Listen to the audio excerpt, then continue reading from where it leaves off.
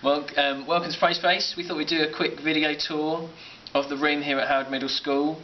Nicola's here, I'm here, and we'll just show you around, so you can see what some of the prayer stations are actually like in situ in a school as it's all happening. Let's give you a quick tour of the room. So normally kids come in for a lesson and they'll sit down and we'll have a little chat with them about prayer, talk to them about how it's communication. It's not just talking to God, but it's listening to. And then we give them a quick tour of the different stations that are in the room. So if we run you through those, that's probably the best way to do it. I'll do a few and Nicola will do a few too. This is our World Prayer Station. We've got some news stories on the screen here, and the students can watch those scrolling through, and they can also then write a little prayer on a post-it note from over here and stick it over the country that they're praying for. Quite a few prayers for soldiers in Afghanistan, for raising money for children in need, as it's Children in Need Day tomorrow. All kinds of different prayers that they've been praying. Trying to get them to think a bit broader than just themselves, and pray in a way that is seeking to bless other people. So that's the world. If we come round the room, Nicola, do you want to talk about the heart? This one is to say thank you, and children can write anything that they would like to say thank you about. They vary from all sorts of things like food and family and friends, to just thank you for making the world a beautiful place. Great, then over in the corner, we've got our tree, which is our family tree. Students can draw a picture of somebody that they care about, somebody from their family, someone who's important to them, and then write a short prayer on the back. This has been particularly good this week for some of the lower ability students. It's really helped them to engage. They might not be able to write loads and loads, but they can certainly express themselves through being able to draw on the little portrait cards and perhaps write a short thing on the back. It's also been a really good time to spend time talking to them about who they've drawn and what they want to be prayed for, and had some really good discussions with some of the children. Over in this corner is our Be Still tent. Students, this is the only place we ask students not to talk. They know they're to come in here and be quiet. And again, we emphasise this aspect that prayer is actually about listening to God, and that He has something to say, and if we're willing to make some time and some space to listen and ask Him to speak, then He will talk to us. We let them go in there two at a time, and they just spend a bit of time in the quiet, thinking, perhaps reflecting. For many of the students this week, we've found that having a quiet space is something they never normally get. They perhaps come from a large family or have a very busy and hectic home life, and just to have even a couple of minutes quiet is really significant and really quite powerful for a number of them. So that's been a great prayer station this week. This is the prayer wall, where children can write anything that they like. They can write a prayer for somebody they know, or just something that's going on in their life. Lots of them have written things about their needs at home and their family members, and some of them are quite moving. Again, we've had some great conversations with students around this prayer station. One young lad just wrote this simple prayer here: help with my behaviour in my life. And for him, that was massive, that he would first of all recognise he needs some help with his behaviour. He's known as a bit of a troublemaker in school, but not only that he recognises it, but he wants to get better, he wants to be better behaved, but also that he recognises he can't do it all on his own. And actually that's a genuine, proper prayer: please God, help me with my behaviour. But it does also hint at the fact that obviously there's something in his life which is motivating that, and he's asked God to help him with that too. So we're able to have conversations with students as they put those up about the fact that God hears that, and we believe that God will honour that prayer, and we're just praying that God will really help that lad to improve his behaviour and see a real difference in his behaviour around school. Right in the middle of the room, we have all these sorry prayers on the strings.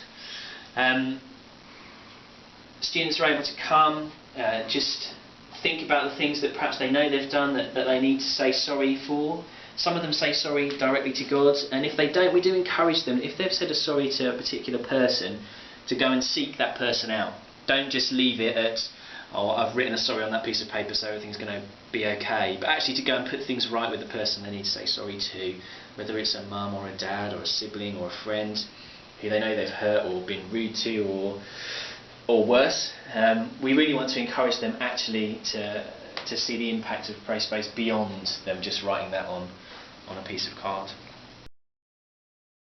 So this is our forgiveness station. The students can listen to an MP3 which helps them to reflect on perhaps things that people have said that have hurt them, maybe even ways that they've hurt other people. And it gets them to perform a simple action. So they pick up a stone and they think about the thing that they're trying to forgive, and if they're ready to forgive it, they can put the stone in the water and watch the water go over the top of the stone, and it talks about how actually that means that thing is gone, and the thing that they're holding on to, the hurt that they're holding on to, that unforgiveness, is gone. But if they're not ready to forgive, they also have the option to put it back on the pile. For lots of students and also some staff who've done this, it's been very significant, and they've managed to let go of some really significant hurt, and they've found it's quite a life-changing thing for them to do.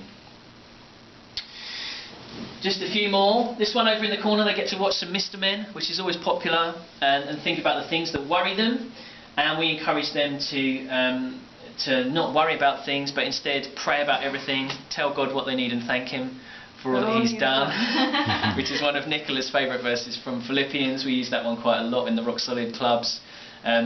But again, it's encouraging them to think about something general, but bringing it back to something spiritual, something scriptural, something solid that they can get hold of. You know that God doesn't want them to worry, He wants them to talk to Him and to pray. Which again is really helpful for some students, particularly in the upper schools actually, if they've got exam stress and things. Questions? They can write whatever question it is that they have. If they could ask God one question, what would it be? As you can see this week, we've had an enormous number of questions which vary wildly from will I ever find true love to when is the world going to end, and did Jesus have a beard, am I going to have a successful life. Some of them though, again, quite significantly. This one particularly here, is my dad going to get better? It looks like quite an innocuous question, but actually the girl who wrote that had a conversation with Dan, who was in helping out, and it turns out that she's a carer. She looks after her dad, and she's only in year 6, which means that she's 10 or 11 years old, and she's her father's primary carer. And that question basically says, is my life ever going to change?